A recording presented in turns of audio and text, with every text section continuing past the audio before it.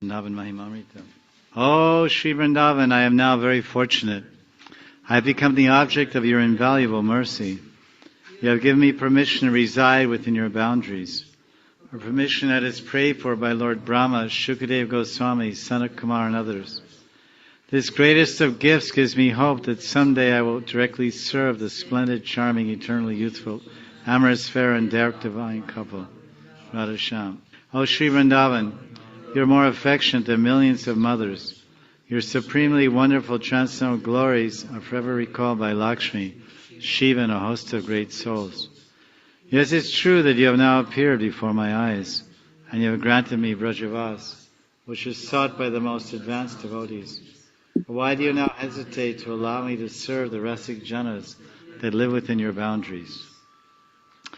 Punyat punyam mangalam mangalanam divyat divyam kamadam kamadanam sarat saram premadam premadanam anyad brinda ranyato manyatam ta nanyat vadami nashinomi nachintayami nanyat brajami na bhajami nachashrayami Pashami jagrati tata sapnapina nanyat Shri Radhikarati vinodavanam vinaham Radha Vaktra Sarodra Divya Marupam Radha Drisho Ranjanam Radha Vakshasi Divya Nilavasanam Radha Mana Shrinkalam Radha Navis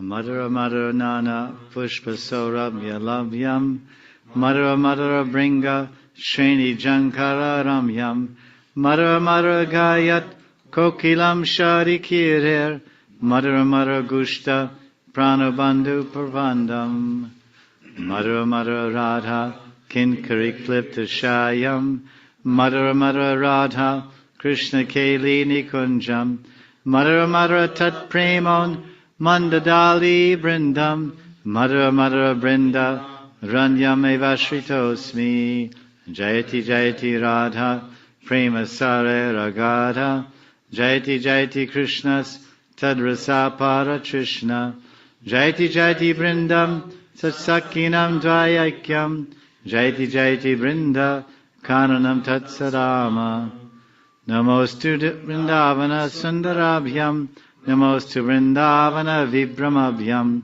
Namostu Vrindavana Jivanabhyam Namostu Vrindavana Nagarabhyam Namostu Vrindavana Sakriyabhyam Namostu Vrindavana Sarasabhyam Namostu Vrindavana Purnatabhyam Namostu Vrindavana Gocharabhyam Yadeva Satchit Rasarupa Budhir Vrindavanastas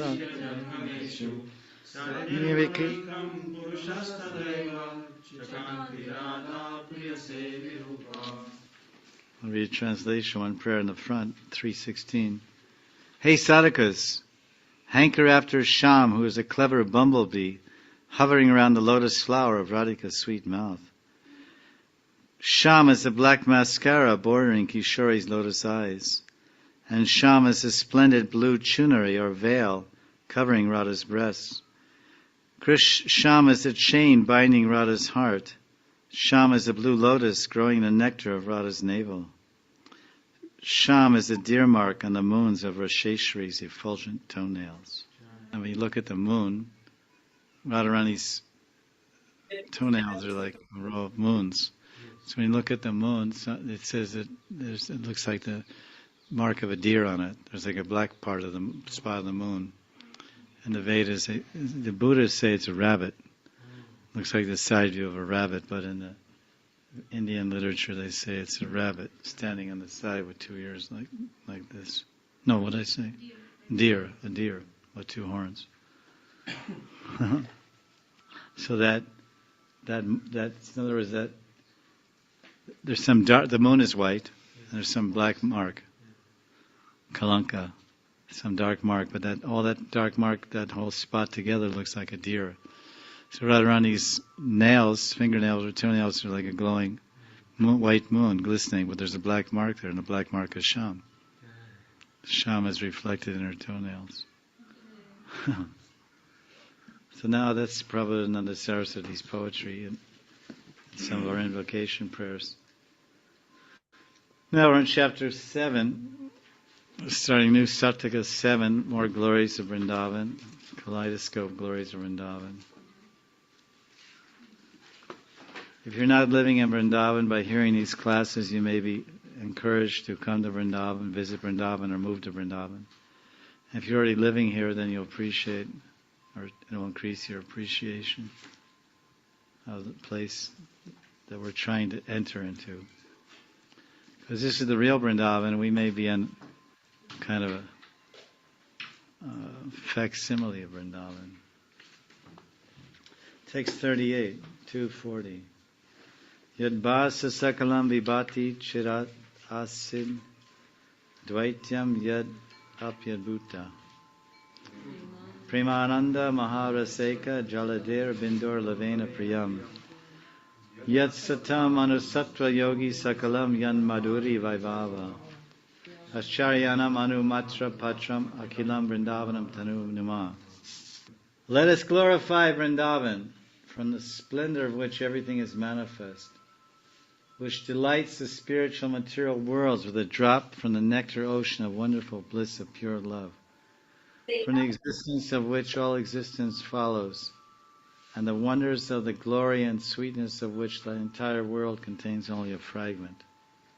Basically, Vrindavan is the origin.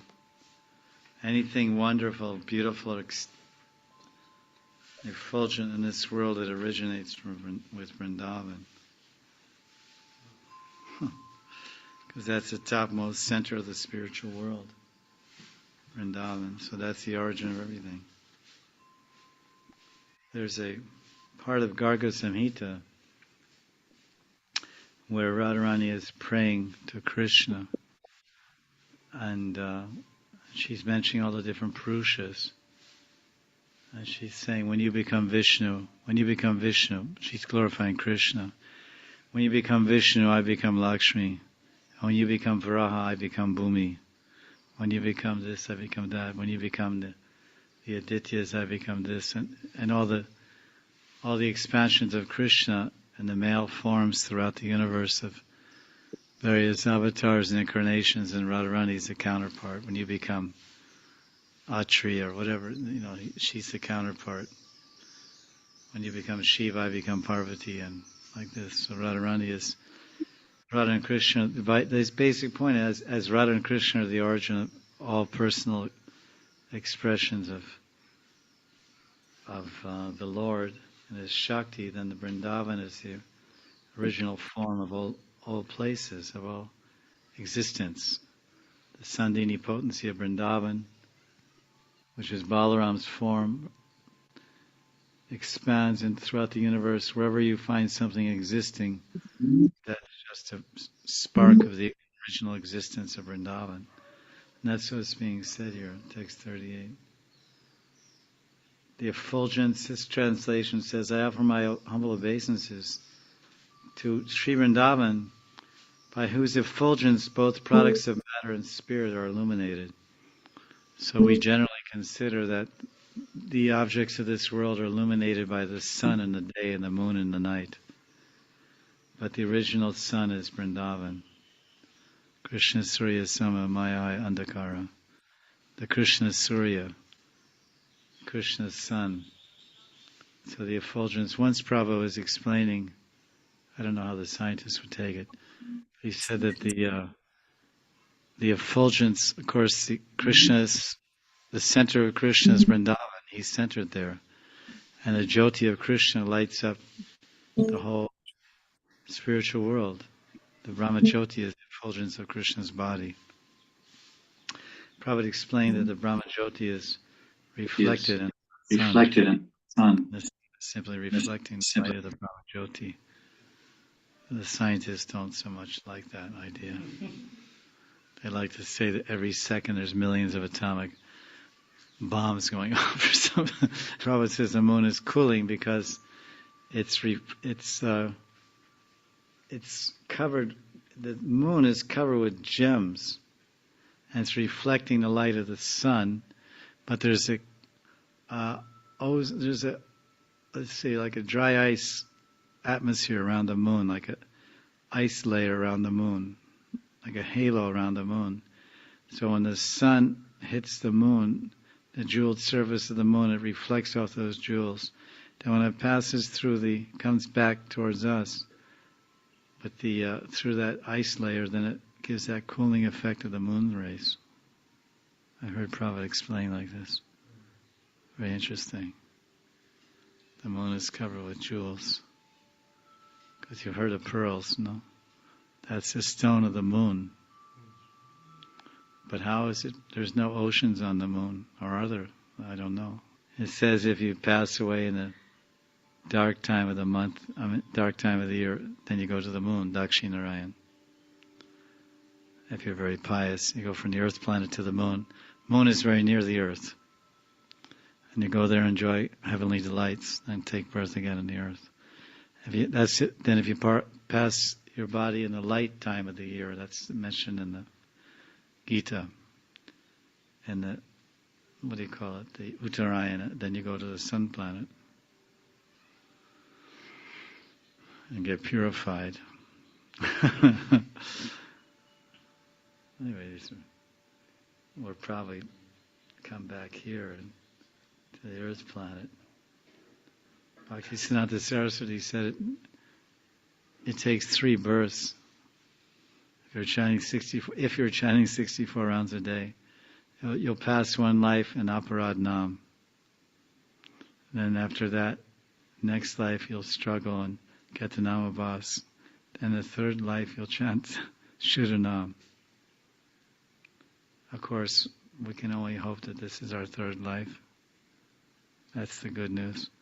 Just like in the Indian marriage, when a couple gets married, they do the pharaoh, or they go around, the husband and wife circumambulate the yajna 7 times to indicate that they'll be together 7 lifetimes. So this is the beauty of Vrindavan, is that this is the origin. Because if Krishna is the origin, Aham Sarvasya Prabhavo, then he's the origin of everything. Light, effulgence, all the elements. So this is just to remind us that the original place is Vrindavan. Attaining a drop of the ocean of whose ecstatic love the entire world becomes fully satisfied, and whose existence, everyone else's existence, is dependent, and whose wonderful sweetness the universe aspires to receive even a drop. So basically, everyone is searching, every jiva is searching for beauty and love and sweetness. That this whole universe, everyone's looking for that. Demigods are looking for beautiful wives of other demigods to steal, and beautiful girls to snatch here and there. And by that, they think this is how they'll get the sweetness and love that they're searching for. But Vrindavan Thakur is trying to point us towards the origin of beauty and the origin of sweetness and love. And if someone contacts just a drop of that original transcendental beauty, sweetness and love, then he can find the satisfaction that his heart is hankering for. Our hearts are anxious. They're not satisfied. There's a sense of lacking because we're not feeling fulfilled. So Vrindavan Thakur is trying to say here that the whole world, if they just get a drop of of that ocean of ecstatic love from Vrindavan, just a drop, then the whole world can submerge in that drop. So this was the mission of Prem Avatar, the golden avatar, the Prem Purushottam Lord Gauranga. He wanted to submerge the whole universe in a drop of that love. And all of his fleet, you could say, his fleet of devotees, his Sangha, Krishna Varna Trisa Krishnam Sangopankashta Parshadam, his Sangha, his Parishads, they were all emissaries of that ocean of love. And they went in different directions. And they distributed the love of Vrindavan, Braj Bhakti, Braj Bhav. And no other incarnation of the Lord and no other avatar or appearance of the Lord has ever done that. Krishna came and relished that Braj Bhav here in this place of Vrindavan. The Lord Gauranga, he sent his Senapati Bhaktas far and wide. And he went to East Bengal and bathed in the Padma River, and he left a deposit there of his prema, of that Vrindavan prema. And he started saying, Narotam, Narotam, Narotam. Nara Uttam means a great high Nara, a very highly exalted human being. And everyone was saying, who's that? It's not us. And then they came to understand the future, someone would appear there and bathe in that river. It's a prophecy. They have these movies, the prophecy, based on the Bible or whatever. So the prophecy was made by Gauranga, Narotam, Narotam, that he left his prem in the Padma River. And Narotam appeared there in Keturi, I suppose, in East Bengal. And then that prophecy manifests, and he bathed there and he received that prema. And then after he distributed it all over Manipur especially, and Assam and other points over there, he was given that part of the world. Then he returned to the Padma River and returned the prema to the Padma River. Because he left his body, they bathed his body. I believe so. And his body dissolved. Because his body was made of prem ras. Gauranga's prem ras, because of prem is ras, it's liquid, it's flowing, it's moving. So it's a natural place to deposit in a river. Like a nice storage place. So then he entered that same river and became again merged back into that river. The prem merged back into that river. But the river is still flowing because the river of Gauranga prem flows in the hearts of the pure devotees. So wherever they go, they carry that river and distribute it to others. So this is Prabhupada Saraswati Thakur. He's trying to say that the world can be illuminated by Vrindavan, and all hearts can be fulfilled by Braja Prem, and everyone can become experience wonderful sweetness by getting a drop of Braja Prem. You see, even the common man, they hear about Kurukshetra Krishna and Dwarkadish Krishna, the king, the ruler, the moralist, the hero, but they don't find sweetness there. They find their heart satisfaction in Krishna, Gopal. How many people have deities of Dwarkadish in their house? But how many people have deities of Gopal in their house? Because you live with someone you like to live with. You get one girl and put her in your house because you want to live with that girl. So Krishna can come in any form you choose. But somehow people's hearts naturally choose Gopal. He's popular. Because he's sweet. He's funny. He's a balak. So although he doesn't appear to be very, very powerful, but it's the beauty, it's the charm and the sweetness which people are looking for. And they find it in Gopal. And some jivas, they find sweetness in Radha and Krishna. There's many more deities of Gopal. Even Gopal has made inroads to Radhakund. When we first came here in 77 to Radhakund, the only Gopal Mandir that we could find, the deity of Gopal on the Parikram mark, was in the Manipur Gopal Mandir. All the other temples only had Radha Gopinath or Radha Govinda for years, even up until, 2000 or so. Maybe last 10 or 15 years at least, maybe less. Gopal was starting to pop up here and there. Popular demand. It reminds me in the Parikram mark there was one Govardhan Shil that was established there. You're going on Vrindavan Parikram mark, and you're going, we used to be all through the sand, and it's all quiet area in the back. And you finally come back to civilization. When you got to the road, the Vrindavan Mathura road, and then you crossed that road and went a little further, then you'd be at ISKCON, that last leg. But before that road on the right-hand side, someone established a big Govardhan Shila there. It's quite big, and people go around it. There's a little tiny wall there. But when he first came there, he was just a Govardhan Shila. Then after about a few months, somebody put a Shiva Linga in front of him to share the same altar. So they thought, wait a minute, Shiva should be here too. Why just Giriraj?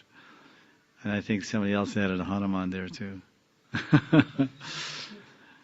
So they thought Giriraj was lonely or something. So this seems to be a speciality in India. They always add a few more deities. No, there's always room for another deity. 653. Narasta chaya gunyam harirasada punyam sakripaya Darayan yantar bhattam vimala parananda suganam Iram brindaranyam bahada tula bandariya susama Mahavanyam danya shrayati bahumanya sri jagatam. Saraswati Pad says, any fortunate person certainly becomes glorious within the three worlds by taking shelter of Sri Vrindavan,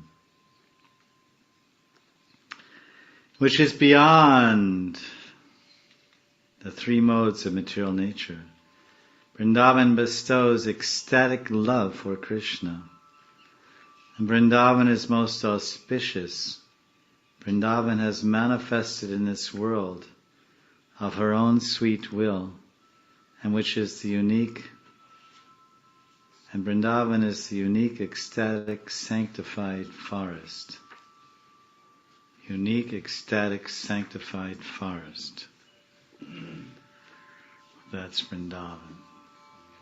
Another translation, he who takes shelter of Vrindavan, which is beyond the modes of nature, which is by its own mercy, which by her own mercy shines on earth.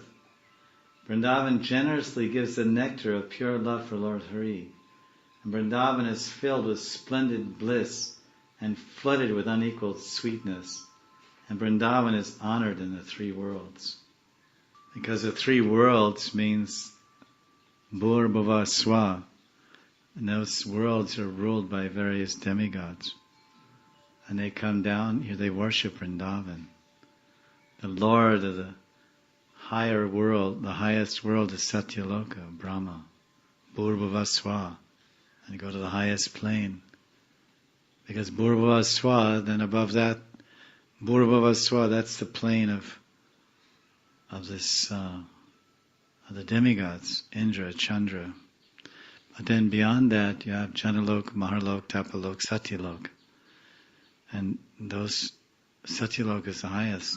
Brahma Bhuvana Loke, Punar Arvatin Arjuna. That Brahma comes down and worships Krishna every day. In fact, he offers his head to Vrindavan. All four heads he bows to Vrindavan. He says, Krishna, I honor your Vrindavan. Because it says here that Vrindavan is honored by the three worlds. So Brahma is honoring Vrindavan. Lord Brahma is honoring, he's the Lord of the topmost part of the world, Satyaloka. And he's honoring Vrindavan with his four heads. He says, I offer, not only bowing down, but he offers his four heads. Take my four heads and have Leela there. So he offers his 4 heads in the service of Radharani. And his 4 heads become the 4 mountains of Varsana. Varsana Dhama ki jai. There's Dangar, Vilaskar, Mangar, and then the Naralaji's Mandir. It's 1 mountain. And Brahma is there. On the way up the hill, there's a small temple of Brahma also. And right near that temple, there's a small footprint of Radharani in the rock. You ever saw? A little tiny. You saw? It's like this big. Just big enough to fit in our heart. The universe is, the Vrindavan is honored by the 3 worlds. And one translation says someone becomes glorious if they take shelter of Vrindavan. That's also true. Vrindavan manifests it out of her own sweet will. Nirasta Chaigunyam Hari Rasada Punyam. Nirasta Chaigunyam Hari Rasada Punyam Sakripaya. Dharanyantara Bhaktam Bimala Paramananda Sugaram.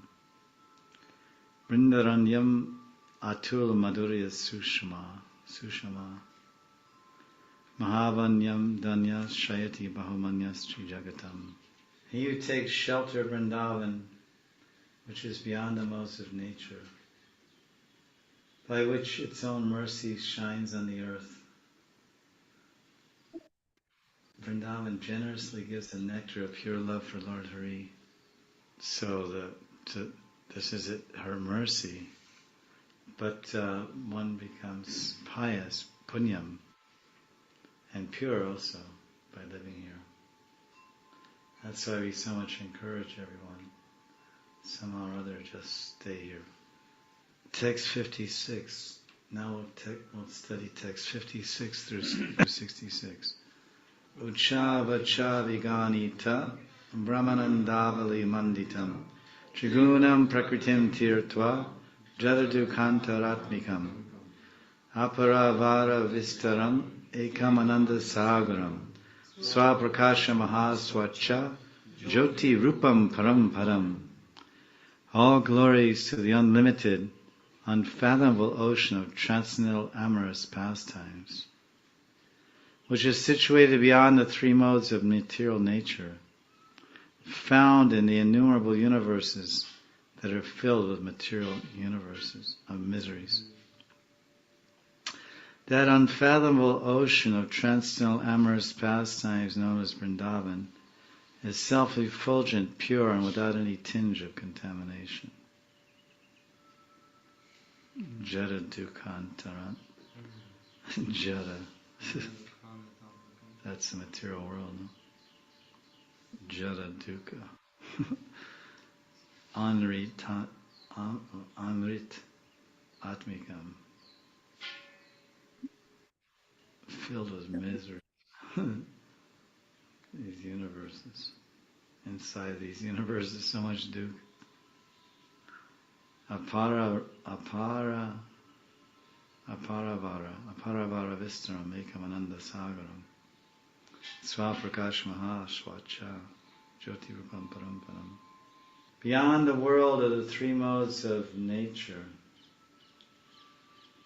which is decorated with numberless universes and filled with suffering, lies a shoreless ocean of bliss. That is the self-manifested brilliant effulgence of the spiritual world, now descended on this earth planet. When this entire universe disappears at Pralaya, Vrindavan, the lotus of Vrindavan, floats on those flood waters, unaffected, unchanged, and unmoved, because it's a transcendental realm. Shoreless ocean of bliss. Ekamananda Sagaram. I guess the Paravara Vistara means shoreless, huh? Apara. Aparavara Vistaram Ekamananda Sagaram. Ananda Sagar. We're in Bhavasagar. Bhavasagar means the ocean of material existence. 58. Chaitanya matra nirvasam nistarangam nirakulam nirastagya karyam param brahmeti yadvidu. According to learned scholars, the definition of Supreme Brahman is that which is the source of all consciousness, and which is devoid of the contaminations of agitation, ignorance, and the effects of ignorance. Chaitanya Nirvasam. Well, that's the Supreme Brahman. No agitation, no ignorance, and no effects of ignorance. That's 58. The wise know the spiritual effulgence, free from the waves of material change and without suffering ignorance. Without suffering ignorance or the activities of ignorance as the Supreme Brahman. So that's the Supreme Brahman. We went from Brajadam to the Supreme Brahman. This is the stream of consciousness of the author who is an ecstatic Premika Bhakta. 1 minute he's talking about, one verse he'll talk about the Kunja Lila of Radha and Krishna. Next verse he'll talk about the perils of seeing a woman's face. And then next verse he'll talk about Radha and Krishna's Ras Lila. The next verse he'll talk about, I'm attached to my material body. So sometimes it escapes the ordinary flow of logic. The movements, Vaishnavara Kriya Mudra. It's very difficult to understand the mudras, the postures, the gestures. Mudras. I can dance, they have mudras. Teach all the kids all the mudras. So Vaishnavara Kriya Mudra, and their actions, or Kriya means their actions, their activities, the movements of their posture, their activities, their speech.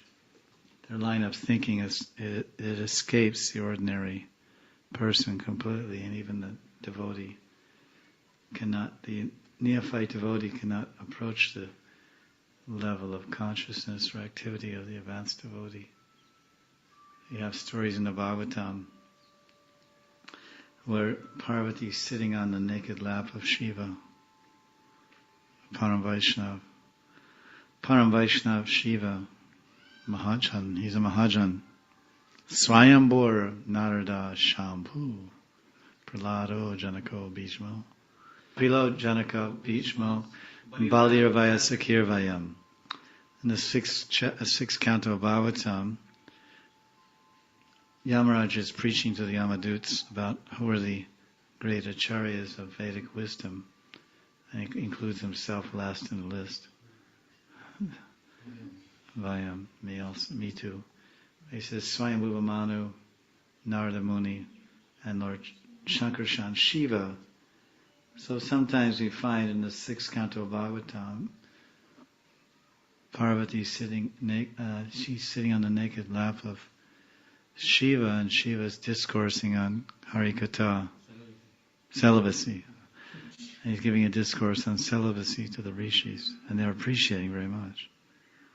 And King Chitraketu was cruising in his flower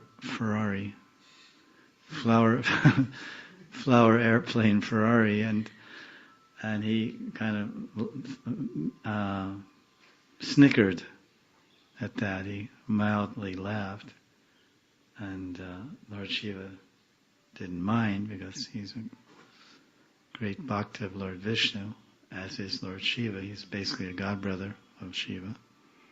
Shiva worships Sankarshan Vishnu, and Chitraketu worships Vishnu. He was worshipping Vishnu while he was flying around. He was singing songs about Vishnu with a bunch of Gandharvas and Kinnaras and Kinnaris. And he was just had his ghetto blaster out the back of his flower airplane. It was blasting off the universe with the latest sounds from, Barsane Wali Radhe Shri Radhe Radhe Radhe. So he was cruising around the universe, around the neighborhood with his convertible down and his radio on full blast. And this way it was entertaining everyone with the glories of Krishna. Like we see here at Govardhan Prikamark, people come around with these huge floats and things, and so many glories of Krishna being belted out of those speakers. And Shiva didn't pay any heed to it, but Parvati said, "What's this? You should show more respect to my husband." And then she cursed him to become a demon. But he was a devotee demon. A really good devotee demon. We're also demons, but we're not good devotee demons.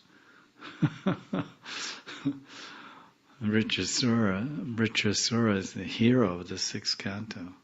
I mean, Ajamil, there's many heroes. The sixth canto is full of heroes. And Ajamil is a big one. Chitraketu, of course, that's Vritrasura is the hero there. His prayers are full of Gopi Bhav, Braj Bhakti. The Sharanagati Bhav of the Gopis is revealed by Vritrasura. Vritrasura Upakya. The prayers of Vritrasura. Many of the devotees get great inspiration. The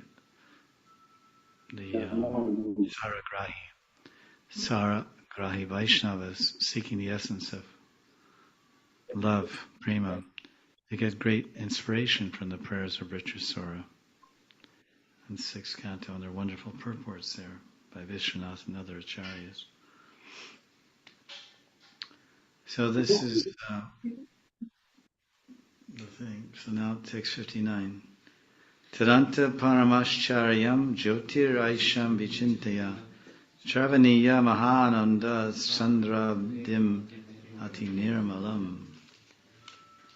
So we heard about the Supreme Brahman, how there was free from all ignorance, and wanted to go beyond that Brahman and find out what's behind it all. Behind that Supreme Brahman is the beautiful form of Krishna. So Saraswati Pad was turning his mind from the beauty of Vrindavan to the beauty of Krishna. But while approaching the beauty of Krishna, he had to pass through the Brahman, the Supreme Brahman that surrounds Krishna and surrounds all the Vaikuntha planets. And he had to cross over the entire effulgent region of the Paravyam and Vaikuntha and land in that sweet realm of Vrindavan. And he's there now, he's arrived there. And he's advising us he's telling us what he's seeing there, advising us to meditate on what he's seeing. So in this verse, he's telling us, just meditate on Krishna's wonderful transcendental abode, which is way beyond the Supreme Brahman that I just described. And although the Brahman was free from defects and there's no ignorance or agitation, but now let's get to the real essence. This Krishna's form, meditate on that abode of Krishna, that Haridam, is supremely relishable, and it's the ocean of pure transcendental bliss. As Prabhupada says it, that's why we say it like that. He says bliss, just like all the other yogis from India. They say bliss. And Prabhupada says it too. In New York, it's 66, 69. Bliss. So this is the Sandra Abdim Ati Nirmalam. Mahananda, just taste that bliss, Charvaniya Mahananda. Taste that intense joy and bliss of the spiritual world, which is so constant. It's a concentrated ocean of the greatest bliss. And it's completely topmost expression of purity. This is the land of Vrindavan. It is pure, Ati Nirmalam, but it is Sandrabdim, Mahananda Sandra. It's concentrated, packed. We're approaching the land of bliss. So this is, let's see another translation to this one. 59, is it? Please meditate on the ocean of very sweet bliss That is the very pure, glorious, and wonderful splendor of the Supreme Personality of Godhead there. So as I mentioned, this book is telling to meditate on the abode, and the other translation is saying meditate on who's in the abode. Tarantak Paramashcharyam. Because in that Taranta means in that place. In that place. There's something Paramashcharyam. And that most Paramashcharyam, the most amazing, wonderful feature of that abode is the Supreme Personality of Godhead. So the other translator is directing our meditation to the personal Godhead. Text 16. Mahasu vistirantamam mahojvala tamam param lokadi birgani bhaver mahitam hadadbhutam. That abode is vast, effulgent, and simply wonderful. All their planets constantly glorify that abode. That wonderful realm is very large and splendid and glorified by loving devotees. Quite different twist. Glorified by loving devotees. Lokadi bir gani bhaver. So this is the abode. Meditate on Vrindavan. It's transcendental. Oh no, it's the next verse. It's very wonderful. Adbhutam, Mahad Adbhutam. All their planets are glorifying that abode. 61. Tarantare tato yatyas charyam jyotirnusmara karshyam mahasvachatamam paravara vivarjitam. Then just meditate on the more brightly shining abode that is situated beyond the transcendental abode of the Supreme Lord. It is black, most transparent, and devoid of beginning or end. It's going on far into the expanse of the spiritual. Within that splendor is a very wonderful, very great, limitless splendor of Lord Krishna. Please meditate in this way. This one translator is pretty bent on the personal viewpoint. 62. Mahadiptam Maharamyam Mahamohanam Adbhutam Mahapremati Sundaryam Mahananda Rasotsavam. That great island is most sublime, most enchanting, most wonderful, charming, and full of bliss and ecstatic love. That splendor is very effulgent, delightful, charming, wonderful, and beautiful. It is filled with great transcendental love and is a great festival of nectar, of great transcendental bliss. Well, that's nice. Very similar. Rasotsavam, festival of rasa. A rasa festival. To durantare jyoti sarvashcharyotavadi sarvavati sumaho jwalam sarvotamattamam. All glories to the self-illuminating abode that is situated beyond this abode, and which is the limit of all wonder. It is the supreme abode of the Lord because it illuminates even the most shining objects. So I think we're going from abode to abode to abode here.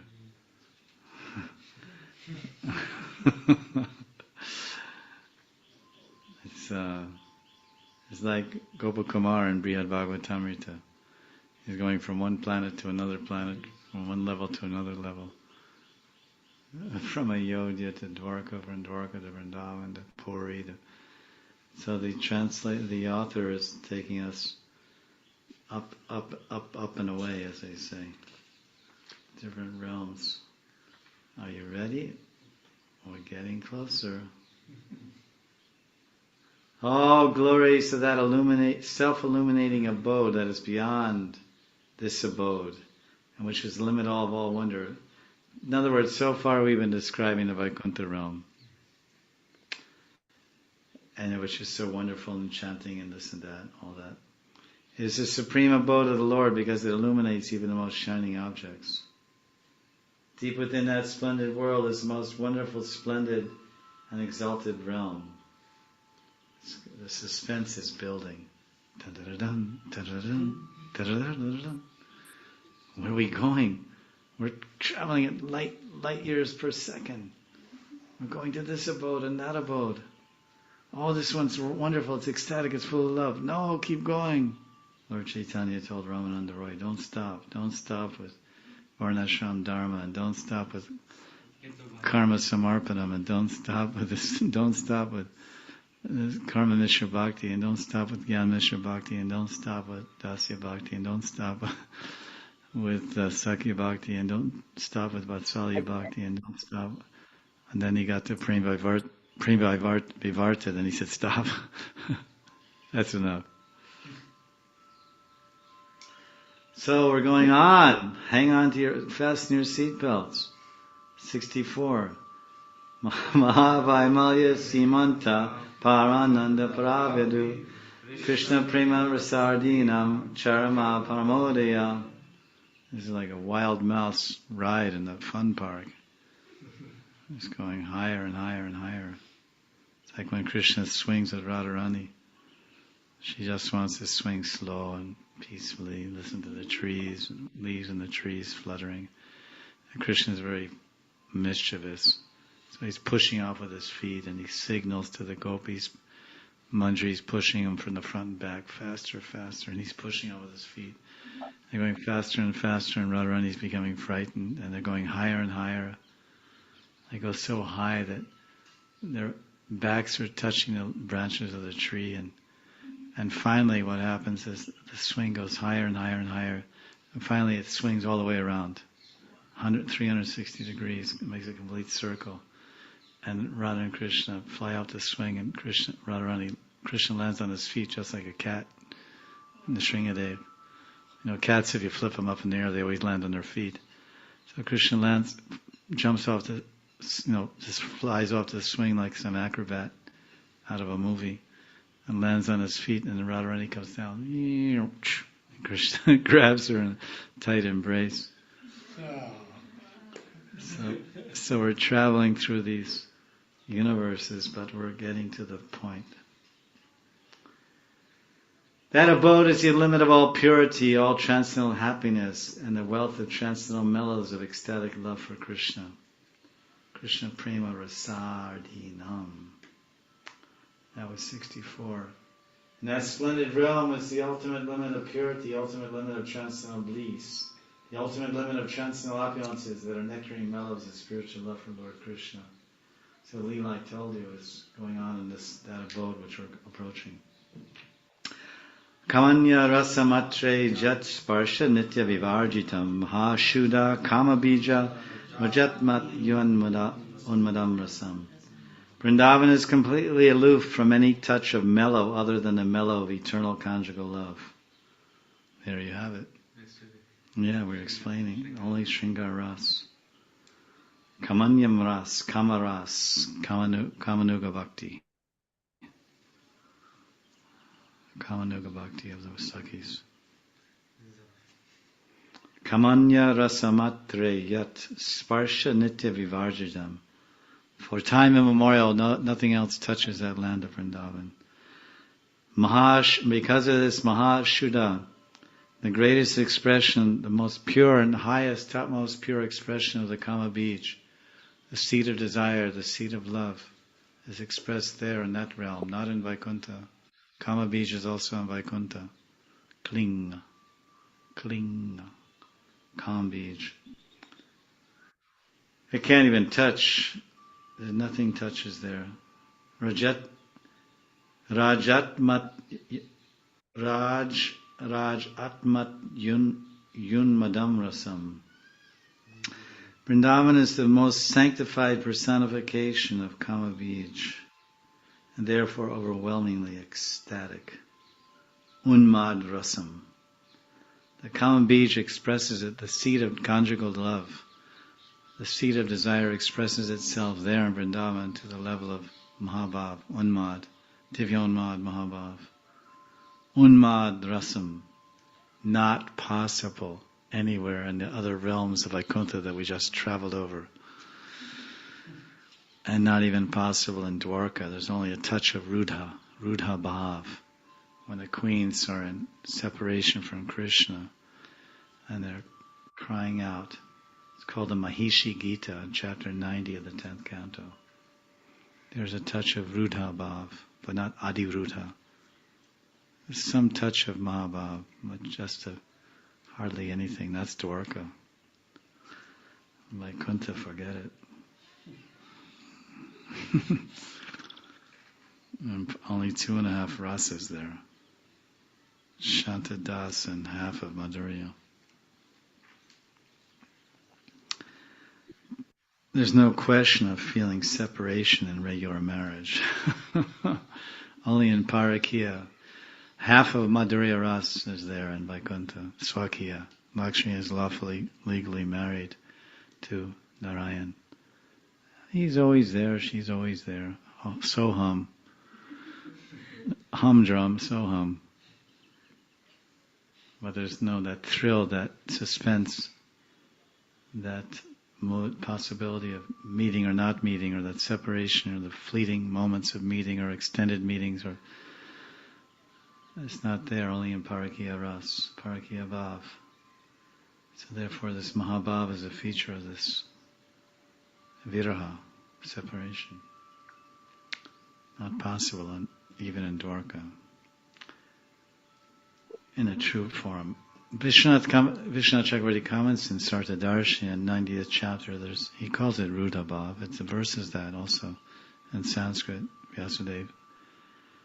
But it's Anabhas, the semblance of the gopis. Text 66. Tadantas Tadgaram Bhati Shrimad Vrindavanam Vanam Purna Madhurya Samrajyam Purna Ananda Chamatkriti.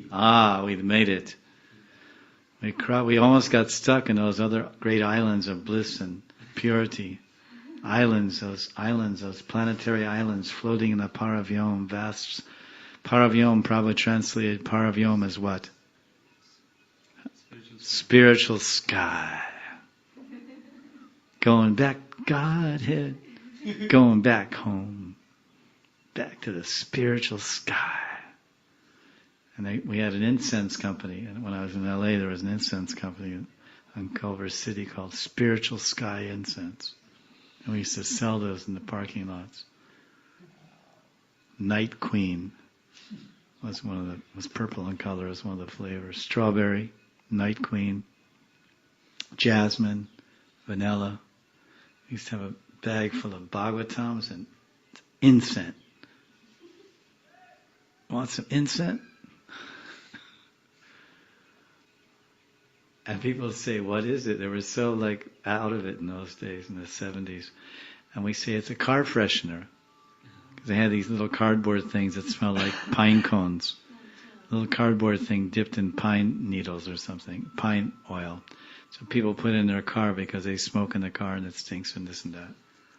And so it's like air freshener people put in their bathrooms and things. So it's very common car freshener. So we introduced the spiritual sky incense as car fresheners, because we did parking lots with these. In the airport we didn't do that. On Saturday was slow in the airport, Monday to Friday the businessmen. So Saturdays you went to the parking lots, Kmart and Safeway and Pathmark and Sears and Roebuck and Macy's and malls and all these places over there. And ran around the parking lots with our incense and Bhagavatams. It's so funny, we were selling incense all day long, we never lit one stick. On the book distribution, Harinam, I told you one pastime. Not pastime, but one anecdote. When I was a bhakta, they told me, he said, you walk with a kirtan, you walk with a party. It was like first Harinam. And because they had flags, and they had incense and conch shells and so many things they would take out. And big plastic bags full of little paper bags of popcorn, about 200 grams of popcorn. And we distribute free popcorn prasad. It's really nice. Really nice. Very nice prasad, actually. People like it a lot. Hot, fresh popcorn with nice ghee. So it would be at night at Hollywood Boulevard or in the other place, in LA, Hollywood Boulevard, or the UCLA campus. Where's that located? Some city, I forget. Westwood. Westwood is a part of LA where the UCLA campus is. Westwood. You were from San Francisco. So we go to the UCLA campus, and they said, light the incense. So I have a big bag full of incense, and the whole time we're going around burning incense. So I had this big stack, and then I lit it, and I told this story recently, and I caught on fire, and I was going like this. I had about 100 sticks, and I couldn't put it out. So I just said, okay, I just held it like this. And I'm walking down the street, and people were looking at me, these Hare Krishnas are going to burn somebody up or something. Bearing torches and going through the street with flaming torches. Probably came out in the newspaper the next day. Mad Krishnas hit Hollywood with flaming torches or something. So I got down close to my hand and then I flipped it on the street. That was a funny time. In the early days of far away from the Brajadam. That's the Tapostan. Prabhudatta Desh. This is, 66. In that realm of Vrindavan, oh wait a minute. Within that Vrindavan is a more splendid realm that is the beautiful forest of Vrindavan. The forest of Vrindavan is a great empire of complete transcendental sweetness. It is a great wonder of complete transcendental bliss. And then we have, quite abbreviated here. Within this abode lies the forest of Vrindavan, which is the most amazing kingdom of complete sweetness. Purna Madhurya Samrajyam Srimad Vrindavanam Vanam Tarantas Tadghanam Bhati. It's saturated. Vrindavan is saturated. It's thick. It's condensed milk. Burfi. You cook down milk, it becomes condensed milk. And you cook down condensed milk, and it becomes burfi. And some burfis are better than other burfis. There's grade 1 burfi, grade 2, grade 3, USDA. Isn't it?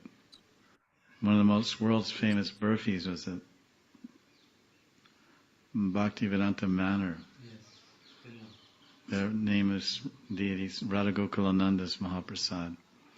And there are some special devotees there, some special cooks over there. I don't remember their names, but some ladies or gentlemen, I don't remember. But it was considered that you did a lot of punya and a lot of tapasya, that if someone would come to you and give you some of that burfi, consider that after maybe 5 or 6 years of Chaturmasya Brats and 10 or 20 Ekadasi, Nirjala Ekadasi Jagrans, and you may have enough punya sukriti to get a piece of burfi from Radha Gokulananda. So this particular lady has a very pure bhav. There's one lady, Pujari there, devotee, cooking there. And she took a sankalpa in front of Gokulananda and Radharani, that I'm cooking, my service, Guru Seva, is to cook your milk sweets, and sandesh and sweet rice and burfi and rasmalai, etc. And this particular lady has a very pure bhav and a pure seva bhav, mood of seva. No payment, no kickback, no commission, no profit. What's in it for me doesn't exist in her consciousness. She says her bhav was, my Lord, my Guru has asked me to serve you by this service. This is my service. It was like a manjari. Manjari may have some service, so she just wants to do it perfectly. So this lady, lady devotee, she said, my Lord, if you please empower me to serve you, because how can I serve you? Radharani is cooking for you. How can I match the cooking of Radharani? But somehow in this particular plane of Archa Vigraha worship, I've been asked to cook for you.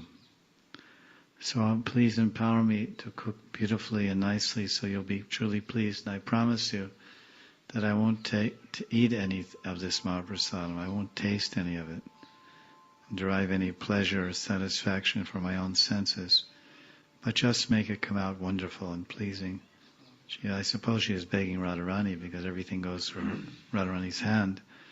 Radharani, please empower me to please your Shyamasundar. Your Gokulananda. And apparently her prayers were answered.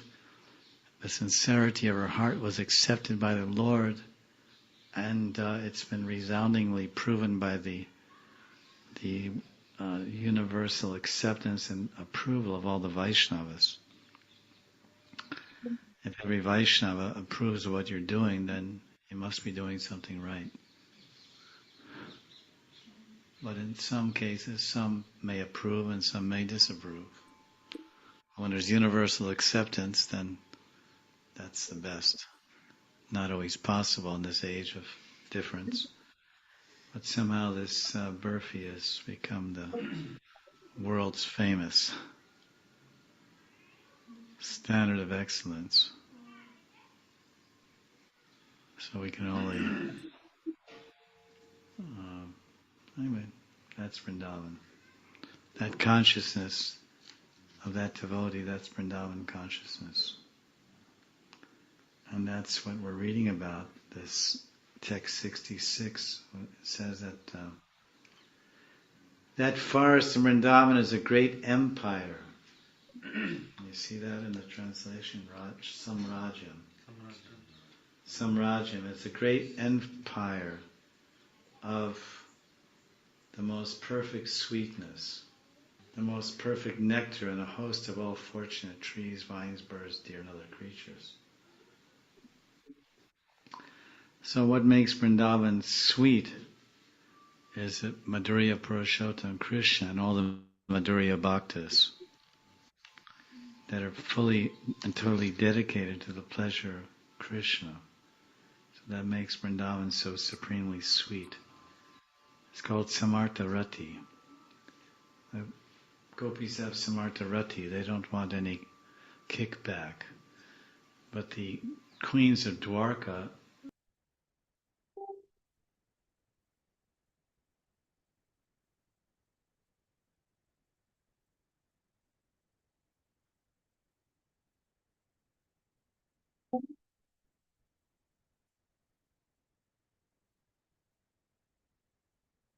Govindam Hari Purusham Ramaham Bhajami Govindam Hari Purusham Ramaham Bhajami Govindam Hari Purusham Ramaham Bhajami Elokantam Haravindarayataksham Varavatam Samasita Udasutaragam Kandara Bhagoti Kamaniya Vishesha Shobham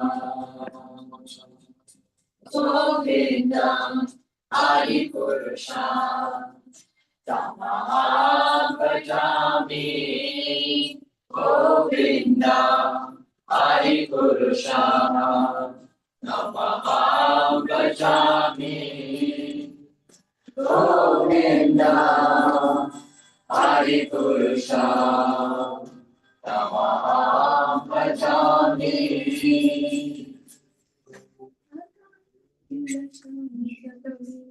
Namo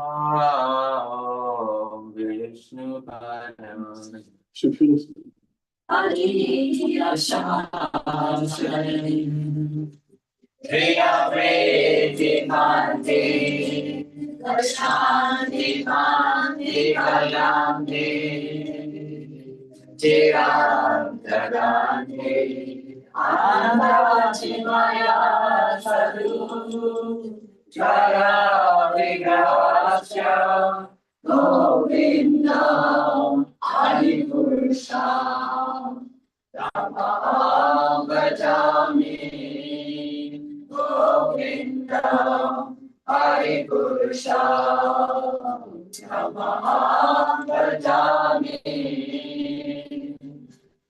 Govinda Hari Purusha Tamaham Bhajami Govinda Hari Purusha Tamaham Bhajami Govinda Hari Purusha Tamaham Bhajami Govinda Hari Purusha Tamaham Bhajami Govinda Hari Purusha Tamaham Bhajami Govinda Hari Purusha Tamaham Bhajami Namah Vishnupadaya Vitabhajaya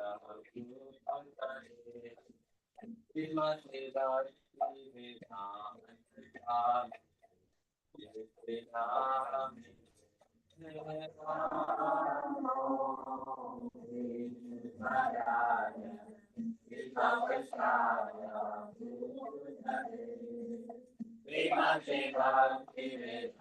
Damodara Swami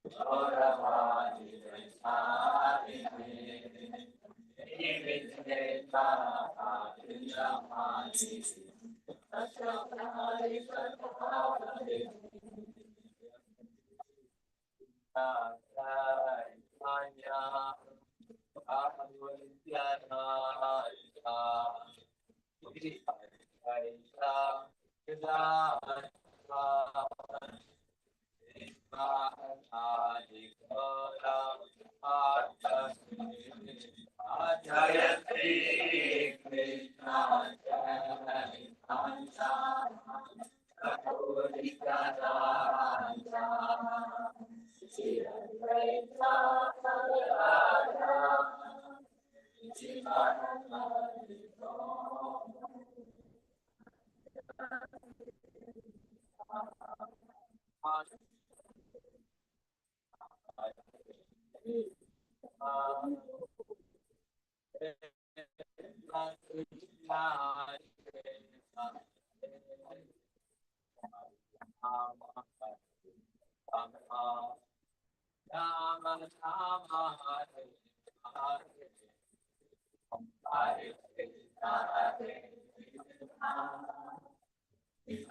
Krishna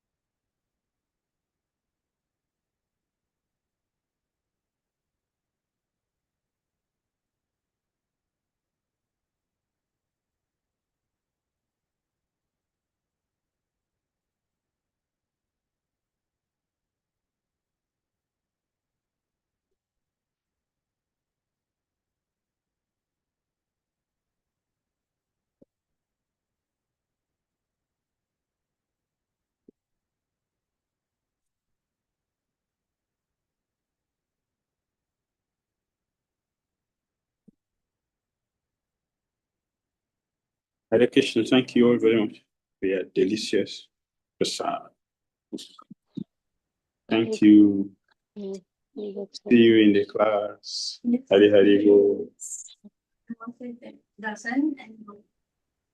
Yes, take darshan. Hare Krishna.